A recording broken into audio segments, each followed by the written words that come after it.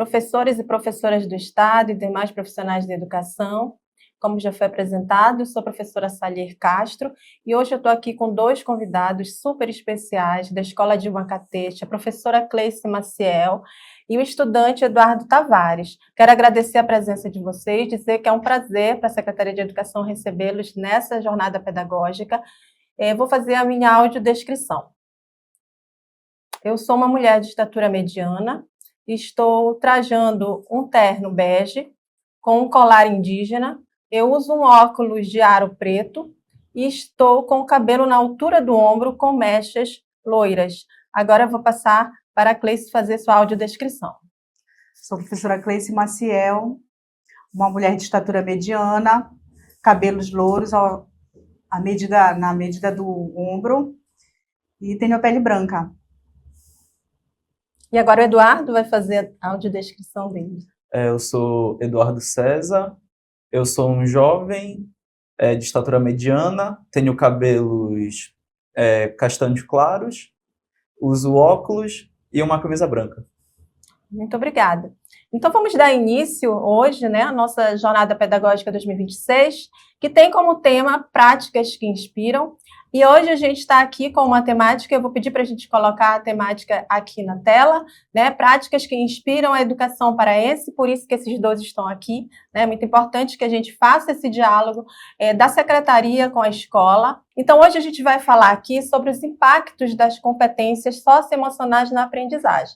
E aqui a gente vai iniciar falando o que são competências socioemocionais, Vocês já ouviram falar em competências socioemocionais? Provavelmente sim, Então, são capacidades individuais que se manifestam na forma de sentimentos, pensamentos e comportamentos.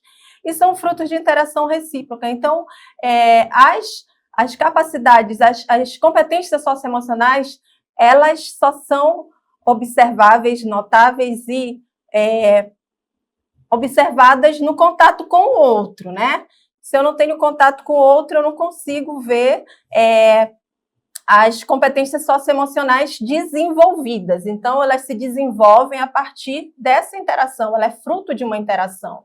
Elas são maleáveis também, Ou seja, elas são desenvolvidas ao longo do tempo, de experiência, tanto de experiências informais, como experiências formais, de aprendizagem, ou não, de aprendizagem escolar ou não, e ela tem como um modo estrutural aqui, a gente vai falar dessas competências na escola, mas elas não são só desenvolvidas na escola. A interação social, a interação com o outro, em qualquer tipo de comunicação, a gente está sujeito a desenvolver as competências socioemocionais. Então, são competências que são desenvolvidas ao longo das nossas vidas, tá?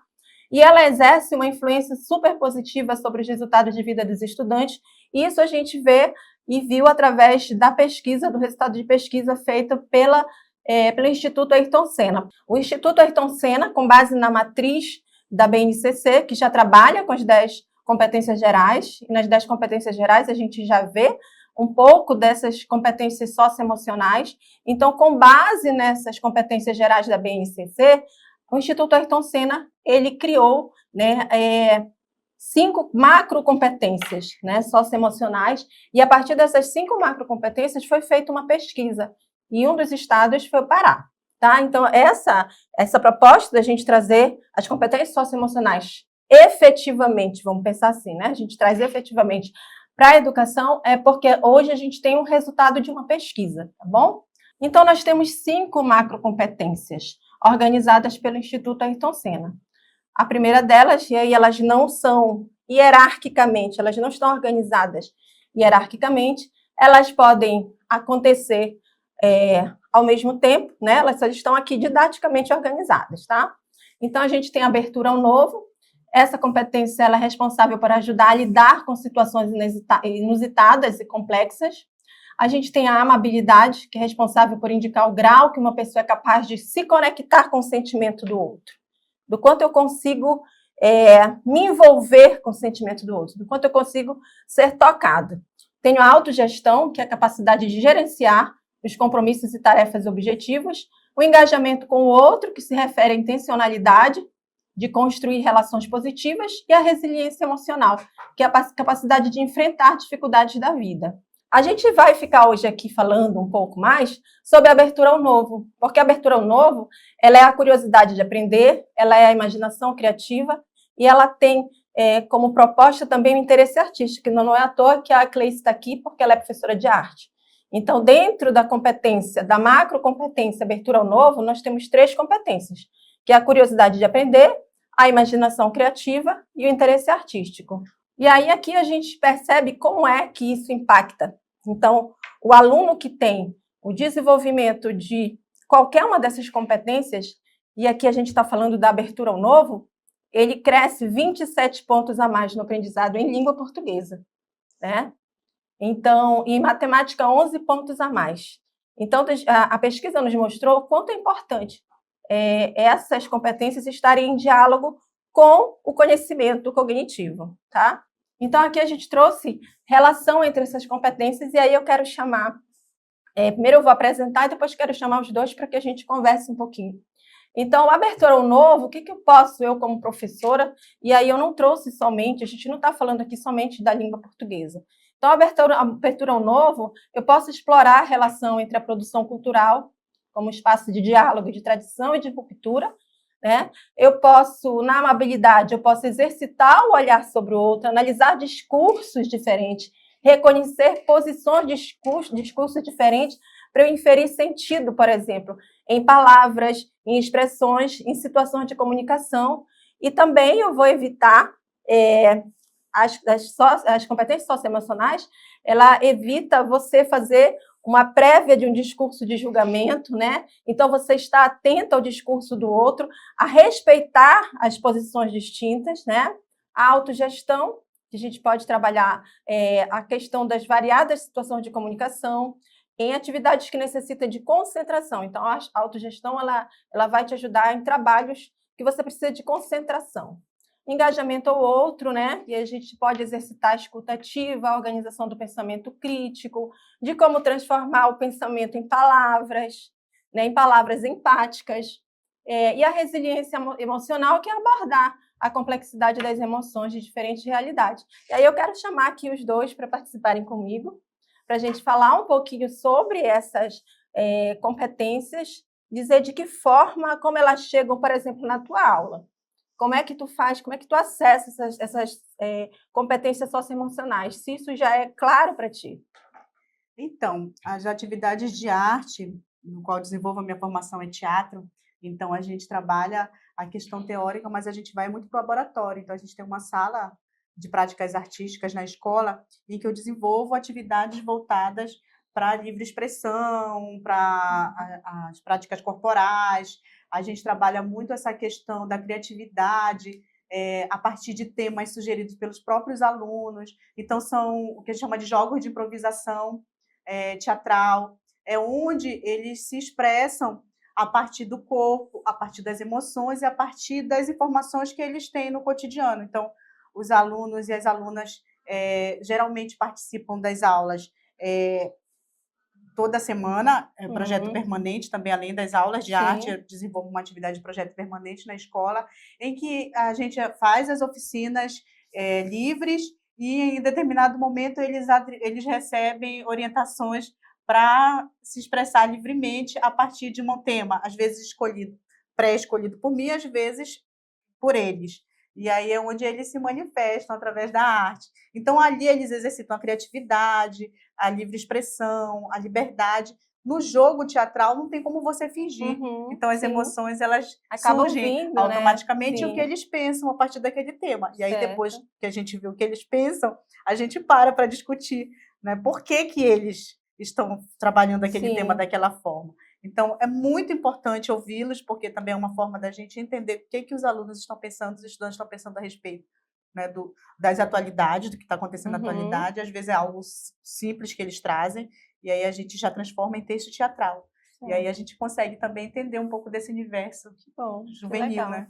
E você, Eduardo, como é que você vê essa interação entre as habilidades cognitivas e as socioemocionais? Como é que você vê esse diálogo em sala de aula? Ainda nesse quesito da aula da professora Cleice, eu acho que essas aulas, principalmente de teatro, são muito boas para os alunos, porque muitos alunos têm vergonha, têm medo de se expressar direito num ambiente social, principalmente quando não está muito acostumado com aquele ambiente. Sim.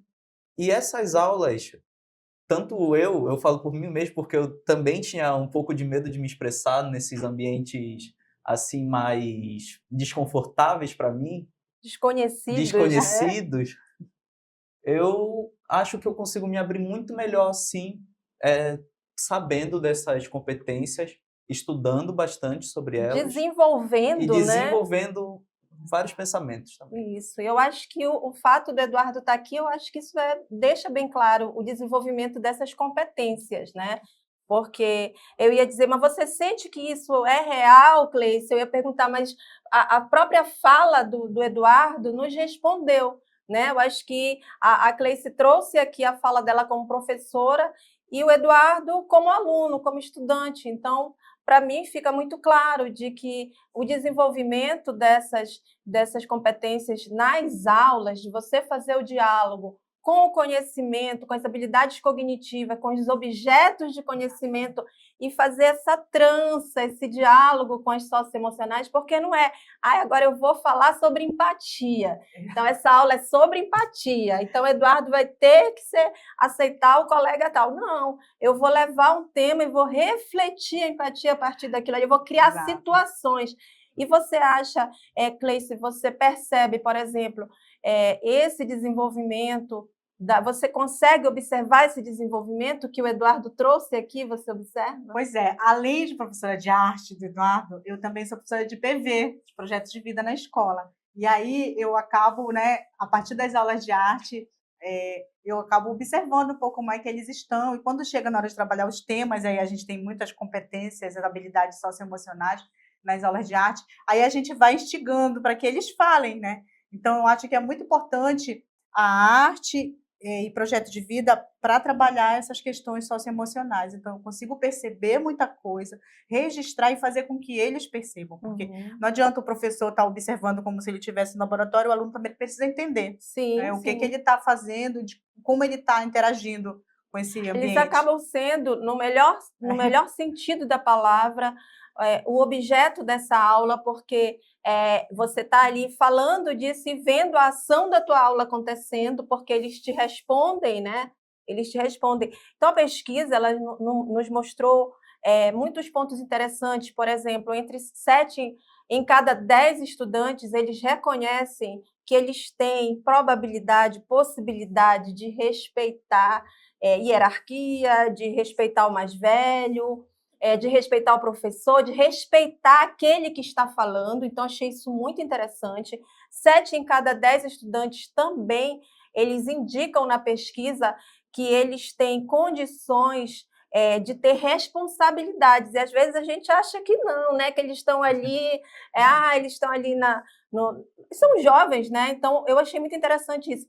E agora, o que é mais interessante, a pesquisa nos mostrou que eles sentem necessidade na competência do foco, né? Eles sentem dificuldade de ter foco. Eu achei isso muito legal, achei uma resposta boa para a gente como professor, saber disso, e da assertividade. Eles têm dificuldade de ser assertivo. E aí isso eu acho que responde também um pouco a partir do que o Eduardo disse, porque é um exercício.